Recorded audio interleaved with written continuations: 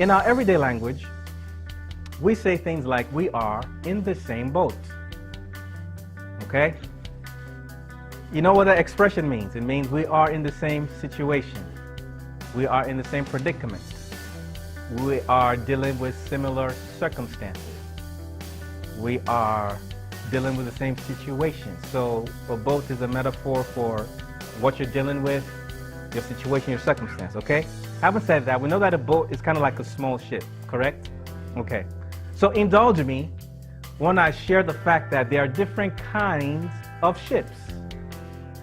There are friend ships. There are relationships. There are fellow ships.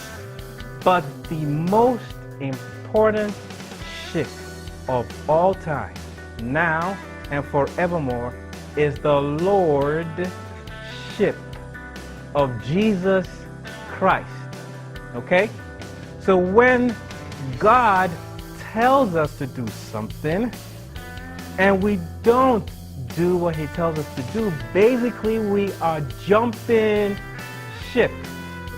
And that often leads to hard ships. Okay? So, Jonah chapter 1, God tells Jonah, go to Nineveh. In verse 3 of Jonah chapter 1, Jonah did the opposite. The Bible says he boarded a ship going to Tarshish.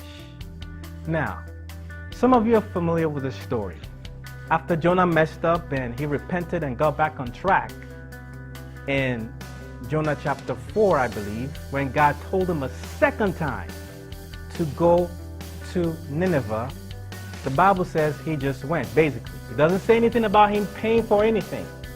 The only time you hear Jonah paying for anything was in Jonah chapter 1, verse 3, when he went the opposite direction. The Bible said he paid a fare to board a ship going to Tarshish. A lot of times when God tells us to do something and we do the opposite, we pay a price for going in the wrong direction. It costs us something. It costs us our dignity. It costs us our emotions.